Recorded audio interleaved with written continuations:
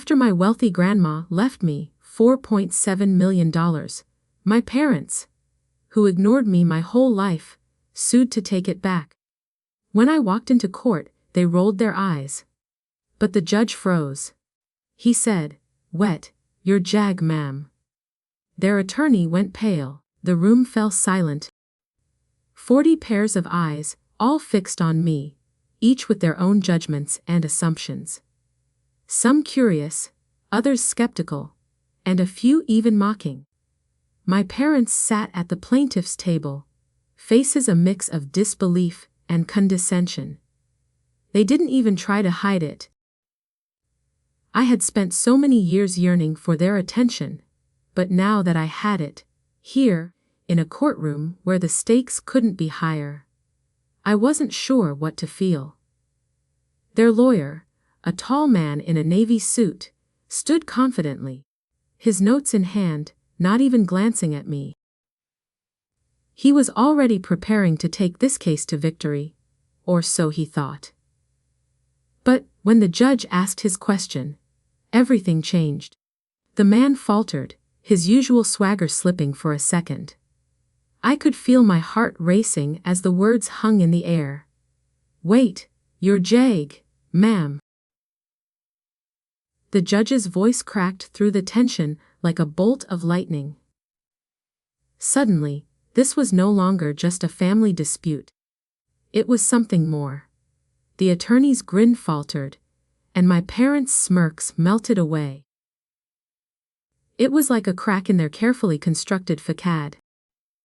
I stood still, not letting the nervousness I felt show.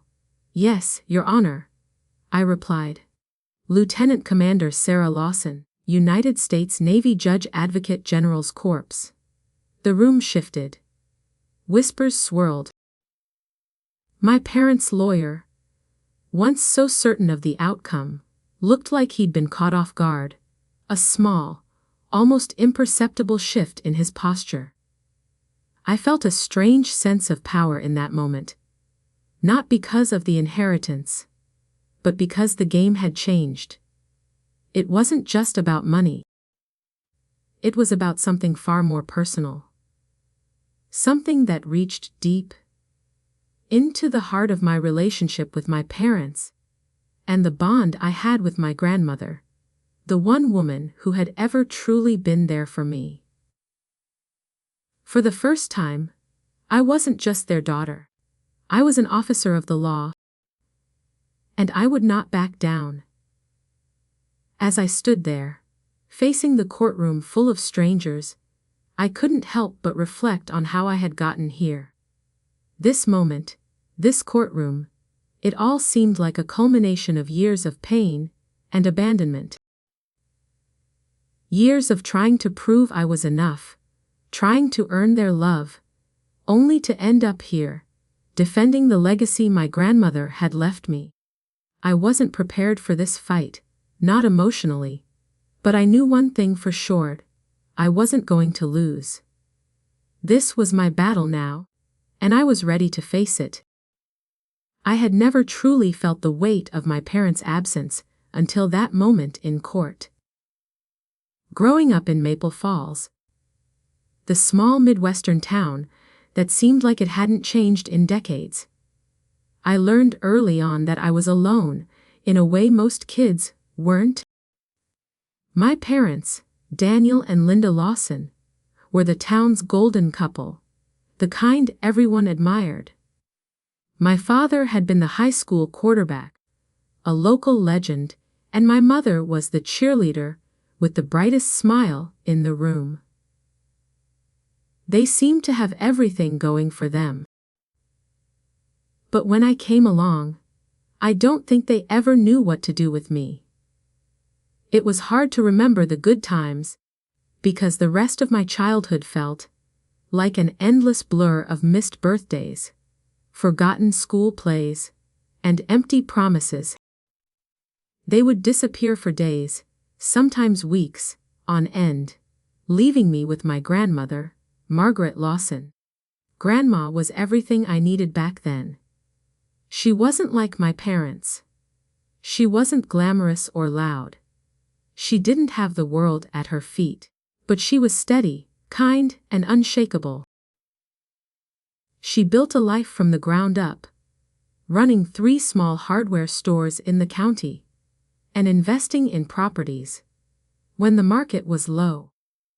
Her wealth wasn't flashy, it was quiet, the kind you didn't notice unless you really looked.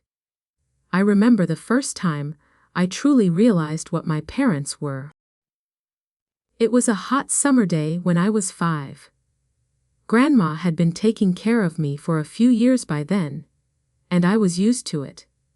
But one afternoon, my parents showed up unannounced. They acted like everything was normal, like they had just stepped out for a quick errand. I didn't know any better back then. I thought maybe this time would be different. Maybe they'd actually stay. But they didn't. Dad, arms crossed, stood in the doorway, looking around Grandma's modest living room.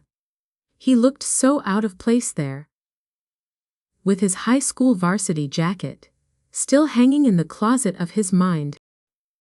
"Margaret," he said, his voice clipped, "why don't you loan me some money to invest?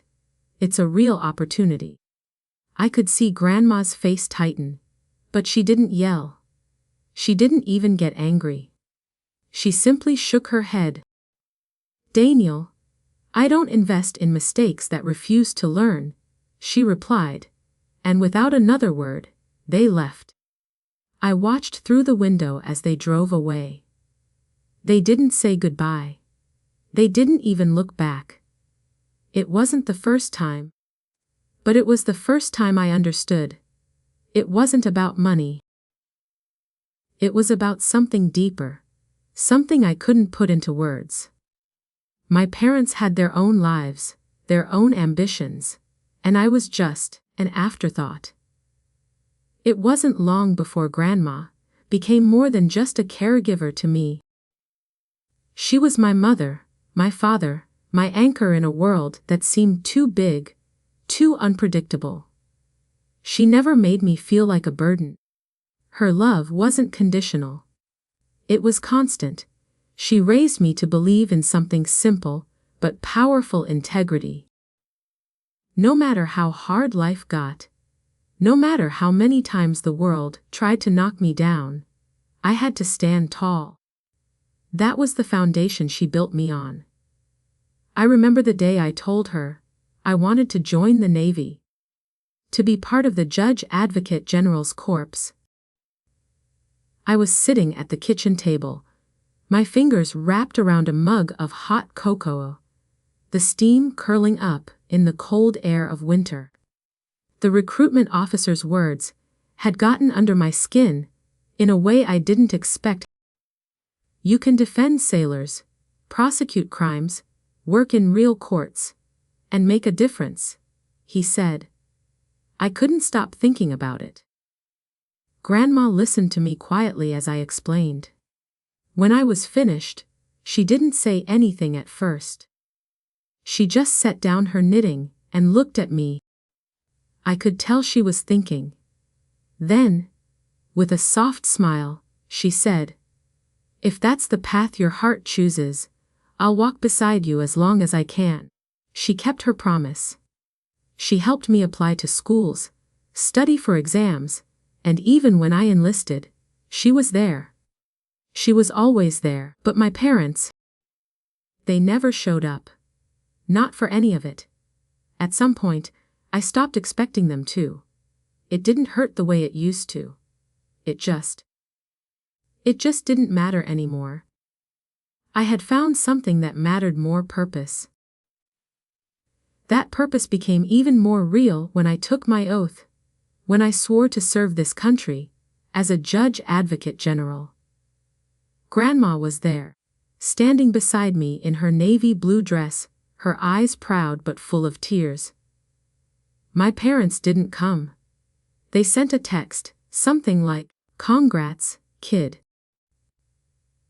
It was in that moment, as I raised my hand and pledged my service, that I realized I was no longer the girl looking for approval. I wasn't the daughter who had been forgotten. I was a woman with her own future, her own path, and nothing, not even my parents, could take that away. As I stood in that courtroom, the memories flooded back, but this time, it wasn't just the pain. It was the strength.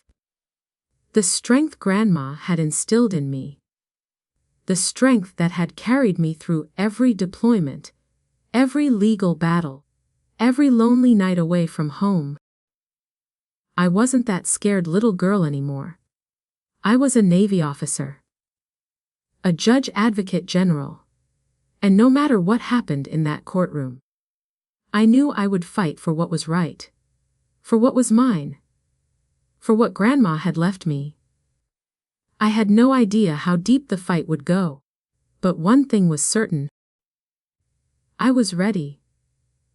The days after my appearance in court felt like I was living in a fog, one that wouldn't lift until the trial was behind me. My parents had barely spoken to me since the courtroom standoff, and yet their words still echoed in my head. They had always treated me as though I were an afterthought, as though I had no place in their lives. And now they were fighting me for money that wasn't even theirs to claim. I had never considered just how deeply their abandonment had affected me until that very moment. All those years of them drifting in and out of my life, all those missed birthdays, forgotten holidays, and late-night phone calls asking for money, it all came rushing back. It wasn't the money that hurt the most. It was the realization that they had never really seen me. I wasn't their daughter, I was a pawn in their lives, a symbol of their failure to keep things together. But now, I was the one holding the cards. And that scared me more than anything. Jessica, my best friend, and the only person who had stood by me through thick and thin, kept trying to convince me to lean into the emotional side of this battle. She'd seen me throw myself into my work, hiding behind duty and responsibility. I had built walls around myself, not just to keep people out, but to keep the pain at bay. But Jessica wouldn't let me get away with it anymore. "You can't keep fighting with your walls up, Kelsey," she said one evening as we sat at the small kitchen table in my apartment, surrounded by piles of legal documents. "This isn't just a legal case. This is about everything that happened before. You need to let yourself feel this." I stared down at the papers in front of me. How could I feel something when everything felt so cold? How could I process a lifetime of neglect, of feeling invisible, and still come out the other side with a clear mind? "I'm fine," I said, even though I knew it wasn't true. "I just need to focus on the case. I need to win. I don't have time to feel anything right now." Jessica didn't respond immediately. She just watched me, as if she could see right through the walls I had built. Then she leaned forward, her eyes softening. "Kelsey, it's okay to feel anger. It's okay to feel hurt. But you don't have to do it alone. You've got me." Her words hit me harder than I expected. For the first time in what felt like forever, I let myself acknowledge the hurt, the years of being overlooked, of being cast aside. It wasn't just about my parents suing me for money. It was about a lifetime of emotional neglect. The inheritance wasn't just a gift from Grandma. It was my chance to reclaim everything I had lost: my sense of worth, my voice, my right to stand up for myself. The next few days were a blur of legal jargon, more paperwork, and an overwhelming amount of pressure. But there was one thing I knew for sure. I was in this fight not just for the money, but for the closure I had longed for my entire life. I had spent so many years trying to be enough for people who had never cared, and now it was time to stand up for the one person who had always believed in me, Grandma. I called Evelyn Howe, the attorney who would represent me in the trial.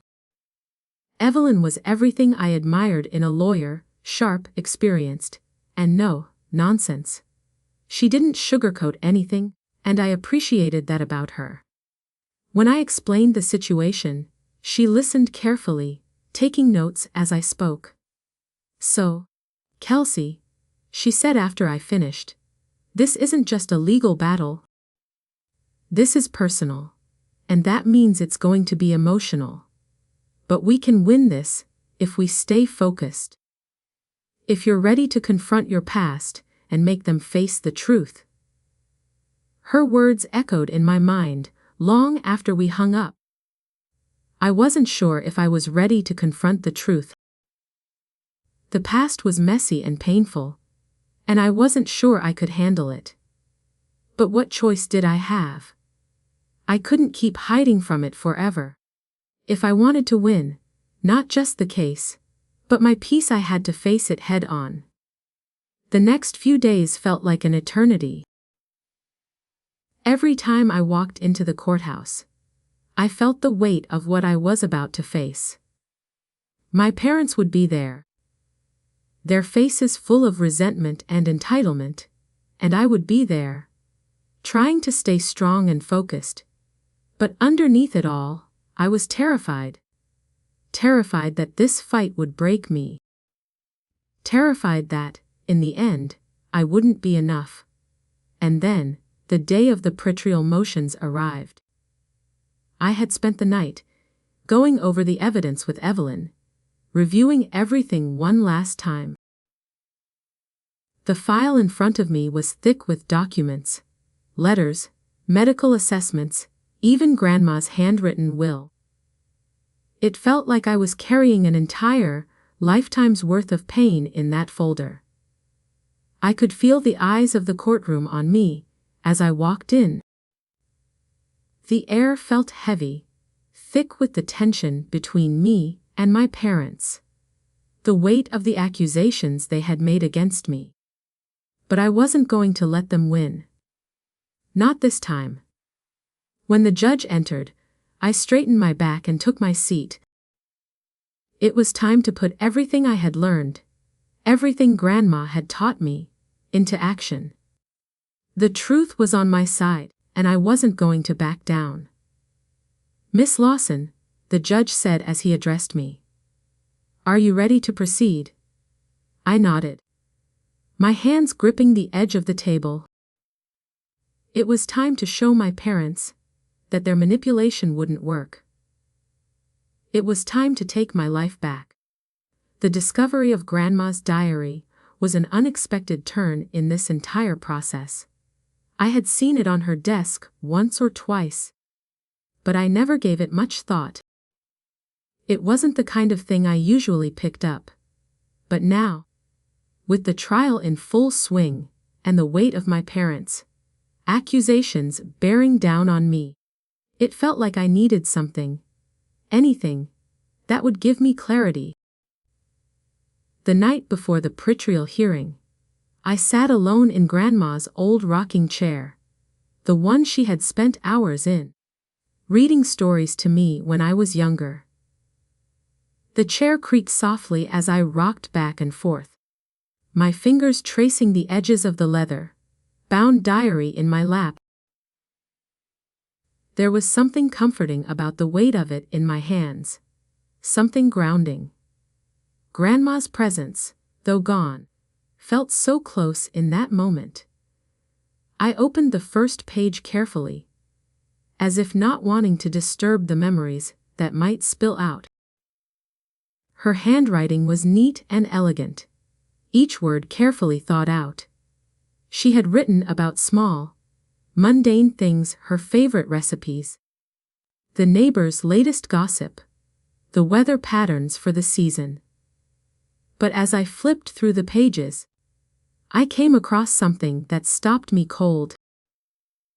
It was a letter, written in her unmistakable cursive, dated just a few months before she passed. Sarah has grown into a woman of integrity, steady, patient, fair. She will know what to do with what I leave behind, Grandma had written. Daniel never learned to handle money without hurting people. I pray he finds his way, but I fear he will resent her. The words hit me like a punch to the gut. I could feel the tears welling in my eyes as I read, but I couldn't look away. My heart ached for my father, who had never been able to break free from his own failures. But it also stung with a sense of validation. Grandma had seen me for who I truly was, even when my parents hadn't. She knew me better than anyone. I turned the page, and there, written just below, were the words I would carry with me into the courtroom the next day. I love him, but I cannot trust him with what I've built. Sarah is steady, strong, and fair. I leave my life's work to the person who earned it through the way she lives. I held my breath. This was more than just words on a page. This was my grandmother's truth, her final testament to her faith in me. The will wasn't just a legal document, it was a message. It was Grandma's way of saying that, despite everything, I was enough. I couldn't let my parents twist that. I couldn't let them rewrite her truth. The next morning, as I prepared for the betrayal motions, the diary sat on my desk. I wasn't sure yet how I would use it, but I knew I had to. Grandma's voice was loud in my mind, urging me forward. This wasn't just about money, it was about proving that, for once, I wasn't going to let them win. At the courthouse, the tension was already palpable. My parents had arrived early, as usual, sitting at the plaintiff's table, exchanging quiet words with their attorney. I could feel their eyes on me as I walked in, but I kept my focus ahead, refusing to let their presence rattle me. I wasn't the scared little girl anymore. I was standing tall, ready to face whatever came next. When it was my turn to speak, I stood with my back straight, my hands steady at my sides. Your Honor, I began, my voice clear and unwavering. I have evidence that not only supports the legality of my grandmother's will, but also sheds light on her true intentions. I paused for a moment, letting the words settle in the room. I could feel the weight of what I was about to do. I wasn't just going to defend the will, I was going to defend her legacy. The judge looked up from his papers, raising an eyebrow. Go on. I took a deep breath and opened the file I had brought with me. Inside, along with the medical assessments, confirming my grandmother's mental clarity, was the diary. I slid it across the table toward the judge, my hands trembling ever so slightly. I wasn't nervous about the diary itself, but about what it represented. Your Honor, I continued, this diary was written by my grandmother shortly before her death. It's clear from her words that she understood the challenges ahead and made a decision based on what she believed to be right. The judge took the diary in his hands, flipping through the pages. I could feel the eyes of my parents and their attorney burning into me, but I didn't look away. This diary, I said, my voice gaining strength, contains insights into her relationship with my parents, specifically my father. She was concerned about his financial recklessness and the ways he had always used people for his own gain. But she also believed in me. She trusted me to handle her estate, to carry on the work she had built. and I intend to honor that trust. My parents' attorney, Richard Gable, shifted uncomfortably in his seat. He cleared his throat, trying to mask the unease that was creeping into his voice. "Your Honor," he said, "this is all hearsay. Diaries are not legally binding. We are here to discuss the legality of the will, not personal reflections from the deceased." But the judge, looking over his glasses at Gable, was already shaking his head. "Mr. Gable, I believe this diary is more than just an emotional reflection. It may provide context, and in some cases, that context is just as important as the legal facts. I will consider it." My heart raced. This was the first real acknowledgement that what I was doing might actually make a difference. For the first time since I entered the courtroom, I felt a flicker of hope. As the proceedings continued, my parents' case began to unravel. They didn't have the solid evidence they claimed to have. Every time they made a new accusation, there was always something that contradicted it. Something that didn't line up. The cracks in their argument began to show. But I wasn't looking for their defeat. I was looking for something much more important: closure. I wasn't just fighting for the money, though that was part of it. I was fighting to preserve my grandmother's dignity, her values, and everything she had worked for. She had loved me unconditionally. And now, it was my turn to honor that love, no matter what my parents tried to do. By the end of the day, I knew the judge would make his decision soon. And I wasn't worried. For the first time in my life, I felt ready. Ready to face the truth, ready to stand up for what was right, and ready to let go of the past.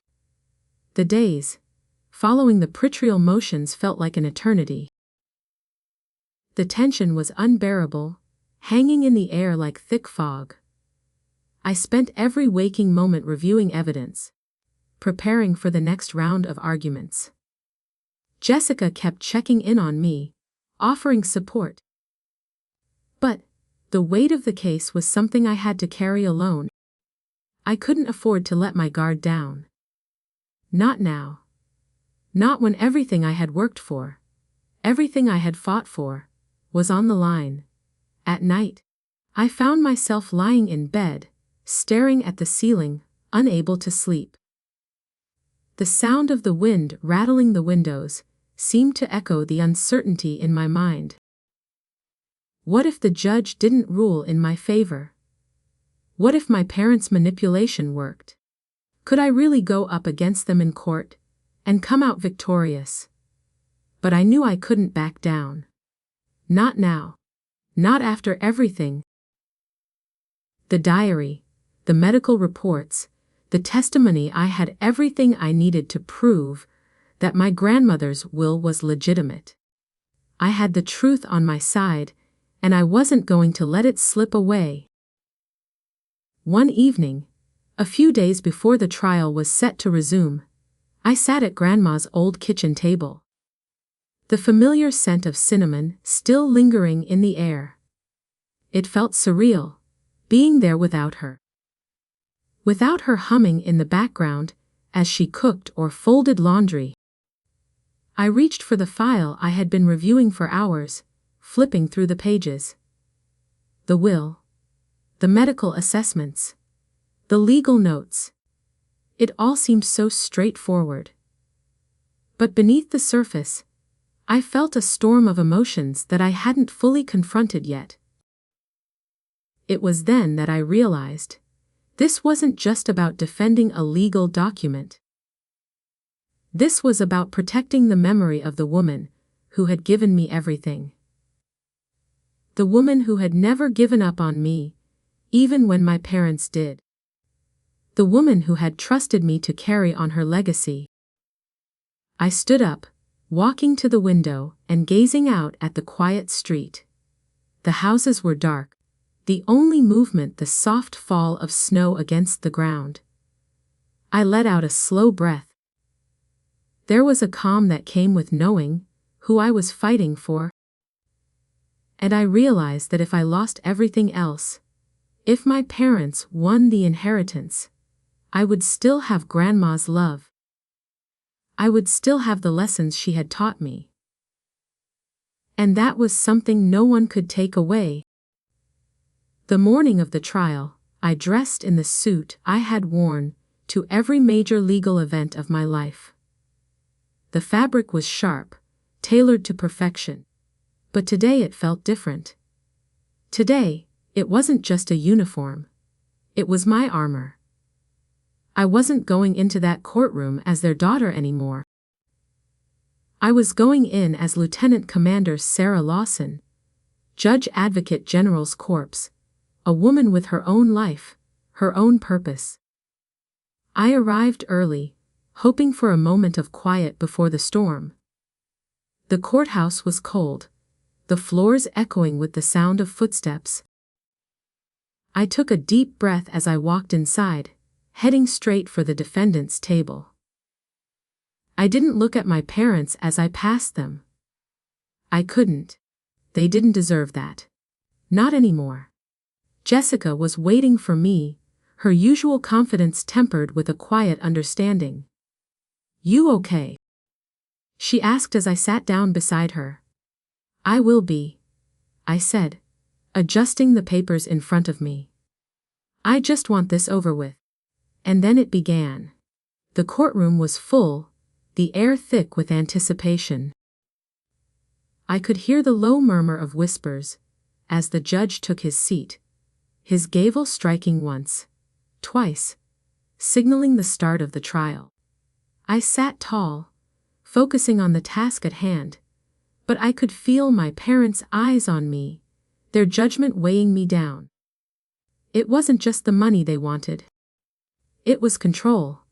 It always had been. Their attorney, Richard Gable, wasted no time launching into his argument. He painted a picture of me as a manipulative daughter who had preyed on her grandmother's diminishing mental state. The accusations stung, but I wasn't going to let them rattle me. Not now. When it was my turn to speak, I stood up, my voice steady.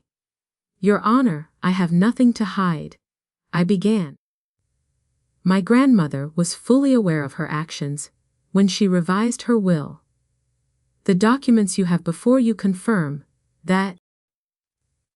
My parents may not like the outcome, but that doesn't change the fact that this was her decision. I could see my parents' faces tighten, their anger barely concealed. But I wasn't done. I reached into my briefcase and pulled out the diary, holding it up for the judge to see. "This," I said, my voice gaining strength, "is a part of my grandmother's final wishes. She trusted me to uphold her legacy. And I intend to do just that." I placed the diary on the table, my heart pounding in my chest. This was it. There was no turning back. The judge glanced at the diary, then back at me. "I will review this," he said, his tone measured. "But I must remind you, this is not an emotional decision. This is about the law." I nodded, but inside, I was already preparing myself for what came next. Gable would try to tear me apart, but I was ready. I had to be. The trial continued, each moment a battle of wills, but in the back of my mind, I knew that I had already won. Not because of the money or the inheritance, but because I had stood up for myself in a way I never had before. I was no longer the child looking for approval. I was a woman with a purpose, fighting for the truth. And that was something I would never back down from. By the end of the day, I knew it wasn't just about whether I'd win in court. It was about something far deeper. It was about reclaiming my own voice, and finally being able to say, "This is my life, and I will live it on my own terms." The trial stretched on for days, each moment more intense than the last. As the pretrial motions had ended, I found myself consumed by the feeling that time was running out. Every glance toward my parents only reinforced the bitter reality that they were more than just my biological family. They were my adversaries, determined to take what was mine. Their cold stares, their subtle jabs, their lawyers' calculated moves, all of it weighed heavily on me. But despite the mounting pressure, I felt something shifting within me. The emotional walls I had built so carefully over the years, walls meant to keep me safe, were crumbling bit by bit. It was as if, with every word I spoke in court, I was shedding pieces of the girl I used to be, the one desperate for her parents' love, and becoming someone else, someone who no longer needed their approval. The turning point came during the third day of the trial. My parents' lawyer, Richard Gable, had been relentless, trying to twist my words and paint me as a manipulator. He spoke with the kind of practiced smugness that comes from someone who believes they're already victorious, someone who's convinced they know everything. But every attempt to discredit me felt weaker than the last. I could see it in his eyes. He was starting to doubt. It was during cross-examination when he made a critical mistake. He had been going over my military record, trying to use my time in the Navy as proof that I had been absent from my grandmother's life, as if being away on deployment somehow meant I wasn't worthy of her trust. "Miss Lawson," he said, leaning across the table, "you've been off serving your country. Yet you expect us to believe that your grandmother was fully capable of making decisions while you were miles away." His words struck me in a way I didn't expect. It wasn't the insult that stung. It was the implication that my service, my commitment to something bigger than myself, was somehow a negative thing. That the sacrifices I had made to become who I was, to defend people who couldn't defend themselves, would be used against me. But instead of retreating, instead of getting defensive, I stood taller. I had been afraid of this moment, afraid of my past being used against me. But now, it felt like the time to stand my ground. "Yes," I said, my voice steady. "I was away serving my country. But I also spent every moment I could with my grandmother when I wasn't on duty. She wasn't just my family. She was my anchor, and I was hers. She trusted me, and I will never apologize for that." The courtroom fell silent. I felt the weight of every eye on me. And for the first time, it didn't bother me. My words were the truth. And no amount of Gable's manipulation could change that. Judge Hanover, who had been quiet up until that point, leaned forward. "Mr. Gable," he said, "you're questioning Lieutenant Commander Lawson's integrity, based on her military service. That is not the issue before this court." He paused, his gaze sharp. "The issue is whether or not this will was made legally, and with the full mental capacity of Margaret Lawson, not her granddaughter's service." I could feel my breath release in a slow exhale. The judge had just struck down Gable's line of questioning, and with it, any semblance of doubt. I could almost hear the collective sigh in the room as the tension broke. Gable, looking momentarily stunned, shifted in his seat, unsure of what to do next. My parents' faces were unreadable, but I saw the flicker of frustration in their eyes. They weren't winning anymore. and they knew it. But it wasn't just the legal victory that mattered, it was something more personal. Something deeper. I was no longer afraid of the fight. In that moment, I realized the battle wasn't about the money. It wasn't even about my parents' betrayal. It was about reclaiming myself. Reclaiming my story. And I wasn't going to let anyone, not even my own blood, take that from me. That night, as I lay awake in the small hotel room where I'd been staying during the trial, I found myself staring at the ceiling again. The weight of the day was heavy, but not in the way it used to be. Before, I would have been consumed by doubt, questioning every decision I made. But now, there was a quiet resolve inside me. For the first time, I felt like I was truly standing on my own 2 feet. The next morning, as I made my way to the courthouse for the final day of the trial, I could feel the nerves building up again. But they were different this time. They weren't crippling. They weren't the nerves of someone who was unsure of their place in the world. They were the nerves of someone who was about to face down a challenge and take control of her future. When the doors to the courtroom opened, and I stepped inside, it was almost like stepping into a new world. The same cold, imposing walls. The same quiet murmurs.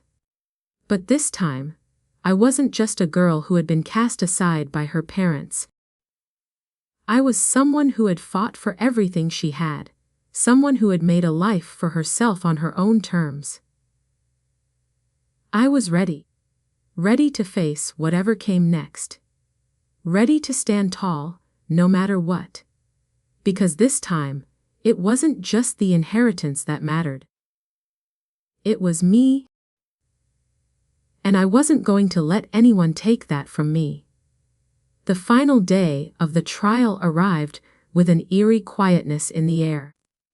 As I stepped into the courthouse, the familiar scent of old wood and worn leather hit me, mingling with the cold air of early morning. The weight of the day pressed down on me, but there was something else beneath it, a strange sense of peace. I had done everything I could. Now, it was out of my hands. I didn't look at my parents as I passed their table. I couldn't. Their eyes were locked on me, and I knew their thoughts were filled with bitterness and resentment. It wasn't just the money anymore. It never had been. This trial had become a fight for control. A fight to reclaim the love and recognition I'd never gotten from them, and that was something I had already lost. I took my seat at the defendant's table, glancing at Jessica, who gave me a small, reassuring smile. She had been there every step of the way, helping me navigate this twisted legal battle. She didn't need to say anything. I could see the pride in her eyes, the belief in me that I had begun to see in myself. The judge, Judge Hanover, entered with his usual stern demeanor, signaling the start of the day. He wasn't like the other judges I'd encountered, distant and impersonal. He was sharp, a man who knew how to cut through lies with one look. His gaze met mine briefly, but he didn't speak. He was waiting for the right moment to make his decision. The rest of the courtroom was filled with the kind of anticipation that could suffocate you if you let it. Richard Gable, my parents' attorney, was the first to speak. His voice dripped with confidence, but there was a hint of desperation now. I could tell he knew his argument was starting to fall apart. He had relied so heavily on attacking my character, painting me as someone who had manipulated my grandmother, but now, after everything, it was clear that I wasn't the villain in this story. The moment of truth came when Gable started his closing arguments. He had done his best to discredit me and my relationship with Grandma, focusing on the time I had spent away from her during my military service. But now, it was my turn. I stood up, the eyes of the courtroom on me. My heart was steady, my hands surprisingly calm, as I placed the file on the table in front of me. I had been preparing for this moment, not just for the last few weeks, but for my whole life. The pain of my parents' absence, their rejection, and their constant attempts to manipulate and control, none of that mattered now. This was about the truth. Your Honor, I began, my voice clear and firm. This case isn't about who deserves the inheritance. It's about protecting the will of my grandmother, a woman who loved me unconditionally. A woman who, despite everything, trusted me with her legacy. This is not a battle over money, it's about preserving her final wishes, her trust in me, and her memory. I paused for a moment, letting my words settle. The weight of everything I had been through hung in the air, but I knew I had to finish strong. Richard Gable can argue all he wants about my time away from my grandmother, but the truth is, my grandmother was not confused. She was not manipulated. She knew exactly what she was doing when she revised her will. She chose me because she knew I would honor her wishes, because she knew I would protect her legacy. I could feel the eyes of the courtroom on me, but I didn't waver. The truth was simple and undeniable, and I wasn't going to let anyone twist it. The diary, I said, my voice gaining strength, was her way of ensuring that the truth would be known. She left behind a record of her thoughts and decisions, not for anyone else to manipulate, but for me to carry on her values and her vision. I turned slightly, looking at my parents for the first time since the trial began. The hurt I had felt all these years welled up inside me, but I pushed it down. I'm not here to fight you. I'm here to protect what's right. My grandmother believed in me, and I'm not going to let that be erased. I could hear a faint sigh of relief from the back of the room, the subtle shift in the tension, as the judge's eyes moved to Gable, then back to me. He didn't say anything, but I could feel the weight of his gaze, as if he was weighing every word, every action. When Gable stood to respond, his usual bravado was gone. His voice was quieter, less certain. He tried to counter my argument, but the cracks in his case were showing. It wasn't just about the legal points anymore. It was about the truth that had been laid bare. The diary, the will, and my words, they all spoke to the same thing. My grandmother had made a choice, and it was one that was final, unwavering. The judge let him speak, but as Gable continued, it was clear that the momentum was shifting. The evidence, my grandmother's diary, and the truth of our relationship spoke louder than any accusation Gable could throw at me. The truth always does. When Gable finished, the judge leaned back in his chair, rubbing his temples before looking at me again. I will issue my ruling shortly, he said, his voice calm but firm. The waiting was agonizing. The room fell silent as the judge reviewed his notes, and I felt every second pass by in slow motion.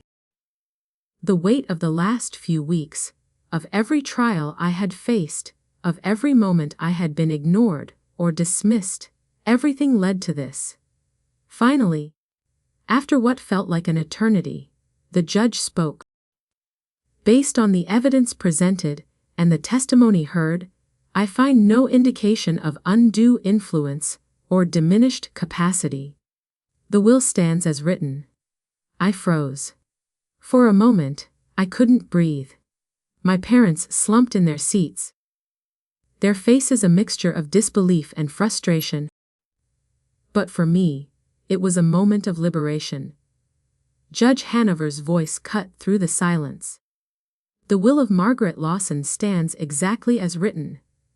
All assets remain with Lieutenant Commander Sarah Lawson. I exhaled slowly, my heart pounding in my chest.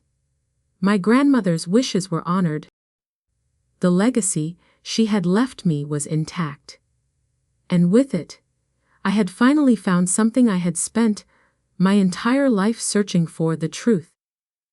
The judge paused for a moment before adding, "Justice does not always follow blood. Sometimes it follows character." His words resonated deep within me. I hadn't just won the case. I had finally reclaimed my identity. Not as my parents' daughter, not as someone who needed their approval, but as a woman who had fought for what was right and, for the first time, felt like she truly belonged. As I walked out of the courtroom, I didn't feel like I had won. I felt like I had begun to heal. The days following the trial felt like a strange blur. I had won, yes, but there was no feeling of triumph. No wave of relief that came crashing down. It wasn't victory that I was experiencing. It was something quieter, something more profound. I sat in Grandma's old armchair, the one I had spent so many nights in as a child, my hands resting on the leather-bound diary that had turned the tide of the trial. The house was quiet now, just as it had always been, but it felt emptier without her in it. The soft hum of the furnace, the smell of her tea kettle whistling in the kitchen, those were the little things I hadn't realized I missed so much. I had been so focused on the trial, on protecting her legacy, that I hadn't let myself feel the weight of the loss. The truth was, the case had never been about the money. Not really. It had always been about finding my place, about claiming my own story, about finally standing up for myself after all these years. Winning the inheritance wasn't the real victory. It was the freedom I had finally given myself to be who I truly was. I hadn't realized how much of my life had been shaped by my parents' neglect, their constant absence, until I stood up in that courtroom and finally confronted them. There was a part of me that still wanted to fix things with them, still wanted to hear them say they were proud of me, that they had never stopped loving me. But I knew now that wasn't something I would ever get from them, and I had to be okay with that. The phone rang, pulling me from my thoughts.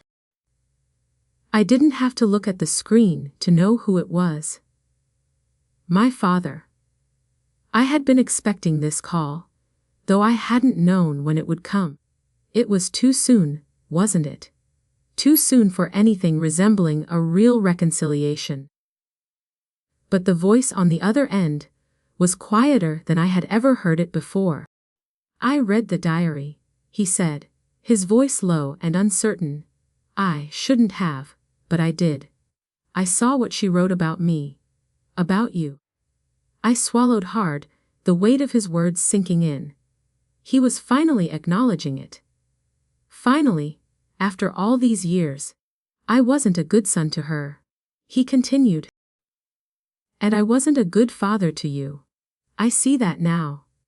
My heart tightened, but I didn't respond immediately. What could I say? Could I forgive him for the years he had walked away from me? Could I forgive him for all the times he had used me as a pawn in his own selfish schemes? "I'm not asking for forgiveness," he added, his voice thick with emotion. I want a chance to try again. To be a better man. A better father. The silence stretched between us, each second heavier than the last. I wasn't sure what to say. My first instinct was to tell him that I wasn't ready. That I couldn't forgive him yet. But then I thought of Grandma, and her unwavering belief in second chances, in the power of redemption. Maybe this was the moment. I needed to allow myself to heal, to allow him to heal. I'm not ready, I said softly, surprising myself with the honesty in my voice. But maybe one day I will be. There was a long pause on the other end of the line. And then, in a voice barely above a whisper, he said, I'll wait. I'll be here. I ended the call soon after. But the conversation lingered. It wasn't the answer he had wanted. But it was a start. And for the first time in a long time, I felt a shift in the air. Maybe, just maybe, this was the beginning of something new. Something better. In the days that followed, I kept myself busy. I spent time working through the details of Grandma's estate, figuring out what needed to be done to honor her wishes. The house needed repairs. The garden needed tending. There were boxes to sort through. Old family photographs to go through. But this time, when I picked up her old photo albums, I didn't feel that familiar ache in my chest. Instead, I felt a quiet sense of peace, knowing that I was finally living the life she had wanted for me. A life where I didn't have to chase approval. A life where I could simply be. It wasn't just the inheritance that had changed everything. It was the quiet realization that I was enough, that I had always been enough, even when my parents hadn't seen it. I didn't need their approval anymore. I didn't need their validation.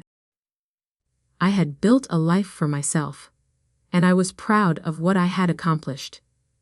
For the first time, I was living for myself.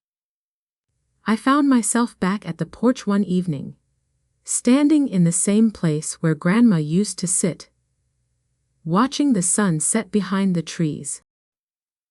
The wind rustled the leaves, and the chimes on the porch creaked gently in the breeze. For the first time, I didn't feel the weight of the past on my shoulders. I felt light, like something had shifted within me, and I could finally breathe. I thought of Grandma again, her soft voice echoing in my mind, reminding me that justice wasn't just about punishment. It was about guiding hearts back to the truth. And for the first time, I truly understood what she meant. As winter deepened, I returned to my Navy post, my record reinstated, and my leave officially over. The commanding officer shook my hand as I stepped back into my duties, telling me that the Navy was proud of me. But it was Grandma's words that stuck with me the most.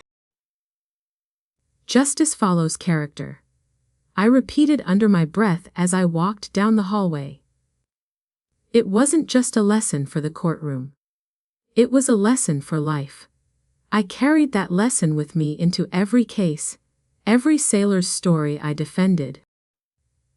And as the days passed, I carried Maple Falls with me too. The quiet town that had shaped me. The place where I had grown up and the place where I had finally found peace. And then, one day, my phone rang again. My mother. I hadn't expected it. She was always the last one to reach out, the last one to acknowledge what had happened. But her voice, though shaky, was genuine. I know I've made mistakes, she said, the words slow and careful. But if you're ready, I'd like to talk. When you're ready. I let the silence settle before answering.